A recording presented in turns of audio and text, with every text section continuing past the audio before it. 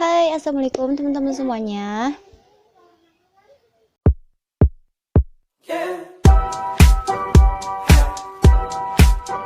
Jadi, balik lagi di YouTube channel aku. Di video kali ini aku mau sharing ke kalian amalan-amalan apa aja yang bisa bikin hati kita tuh tenang. Nah, jadi aku mau kasih tips-tipsnya nih ke kalian biar kalian tuh hatinya tenang. Biasanya kan ada ya orang yang hatinya tuh benar-benar gelisah, benar-benar kayak apa ya, gak enak gitu hatinya. Dan aku juga ngalamin, aku juga manusia gitu. Dan aku mau ngasih tips-tipsnya, so langsung saja kita mulai ke videonya. Sebelum kalian nonton ke videonya, kalian jangan lupa untuk subscribe channel aku di bawah dan nyalain notifikasi loncengnya biar kalian gak ketinggalan sama video-video terbaru dari aku. So langsung aja kita mulai. Siapin ini notebook kajian aku, jadi aku mau sharing aja kayak berbagi ilmu gitu. So jadi aku bakal jelasin dulu hal yang paling utama dari kita tuh adalah ketenangan guys, karena apapun yang kita lakukan kalau kita nggak tenang pasti nggak bakal bener gitu ke depannya. Jadi harus tenang dulu hatinya baru kita jalanin ibadah. Nah, ketenangan itu hal yang utama ada di Quran surah Al-Baqarah ayat 31, 30 dan 38. Nah, terus keterangan dalam Al-Quran itu ada dua jenis. Yang pertama tumakninah dan yang kedua sakinah. Aku bakal jelasin yang tumakninah dulu. Kalau yang sakinah aku belum, karena waktu itu belum dijelasin gitu sama ustadznya. Jadi aku bakal jelasin yang tumakninah dulu guys. Terus kalau apa sih tumakninah? Tumakninah itu adalah melekat pada jiwa. Jadi tumakninah adalah ketenangan jiwa yang lahir dari proses ibadah kepada Allah Subhanahu wa taala. Dari sini Allah menurunkan amalan-amalan untuk ketenangan. Allah bilang, "Aku berikan ibadah supaya kalian tenang." Nah, untuk ibadah yang Allah turunkan untuk ketenangan itu ada di Quran surah Ar-Ra'd ayat 28, yang artinya yaitu orang-orang yang beriman dan hati mereka menjadi tentram dengan mengingat Allah. Ingatlah, hanya dengan mengingat Allah hati menjadi tentram. Kalau misalnya kalian kayak gelisah, kalian benar-benar gak tenang, kalian isti'anah.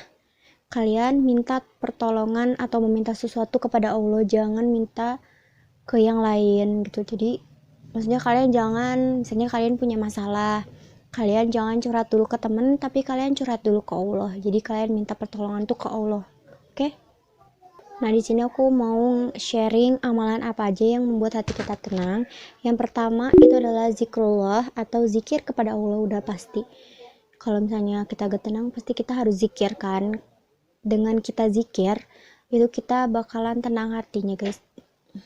Dan yang kedua adalah sholat. Kalau kita nanti di akhirat, yang duluan dihisap itu adalah sholat. Jadi sholatnya harus benar ya guys, jangan main-main. Yang ketiga adalah doa. Jadi ya tadi, meminta pertolongan, meminta sesuatu kepada Allah, berdoa kepada Allah. Gimana kalian minta supaya ditenangin hatinya, diringanin beban kalian di dunia gitu. Terus yang keempat, baca Al-Quran.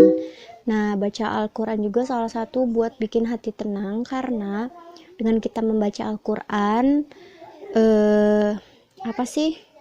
hati kita kayak kita tuh zikir gitu kepada Allah. Jadi Al-Quran juga kita baca Al-Quran juga sama aja kita zikir kepada Allah gitu. Nanti aku bakal bikin sesi untuk jadi nanti aku bakal bikin video mengenai tentang zikir. Jadi di like dulu videonya dan komen dan subscribe. Nah, yang terakhir, yang keenam itu adalah menyebut Asmaul Husna. Menurutku ini paling gampang, karena kalian cuma nyebut doang tapi hati kalian tuh udah tenang. Biasanya kalau di sekolah aku udah dari SMP sih, dari SMP kelas 10 sampai sekarang di sekolahku tuh ada kayak pertama sebelum kita mulai belajar, kita ada baca Al-Quran, ada kayak baca Asmaul Husna, dan berdoa. Jadi itu bikin hati kita tenang sih pas di sekolah, nggak yang rusuh gitu. Jadi tenang gitu hatinya. Pas mau belajar tuh tenang. Nah, di sini aku juga mau kasih tahu kalimat thayyibah. Kalimat thayyibah itu adalah kalimat-kalimat yang bernilai kebaikan. Salah satunya itu istighfar. Jadi kalau kalian punya masalah, kalian istighfar, minta sama Allah. Apapun yang kalian minta tentang masalah kalian, pasti Allah bakal denger. Dan kalau kalian emang bener-bener butuh, nanti Allah bakal kabulin, insya Allah. Nah, di sini aku mau kasih tahu ke kalian waktu yang baik untuk istighfar itu adalah yang pertama setelah sholat. Setelah sholat tuh harus banget istighfar, karena apa ya, kalau misalnya setelah sholat kan kayak apa ya guys, pokoknya harus deh, kalau habis sholat tuh harus. Nah, yang kedua itu sebelum fajar. Nah, ini yang sebelum fajar ini tuh banyak banget orang yang emang nggak tahu guys. Jadi kalau apa ya, kalau sebelum fajar susah sih, emang aku juga jarang juga kalau istighfar sebelum fajar tuh susah banget. Jadi biasanya aku setelah sholat gitu, tapi aku bakal jalanin sebelum fajar juga insya Allah.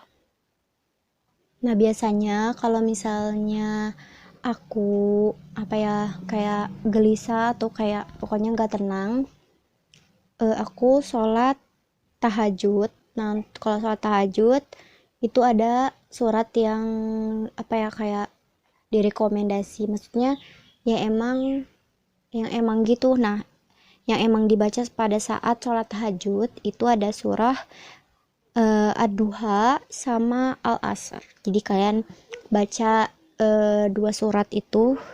Dan ya, oke deh guys, yang terakhir aku bakal ingetin ke kalian dari highlight ini adalah orang yang selalu beristighfar akan dijaga oleh Allah dan doanya dikabulkan oleh Allah.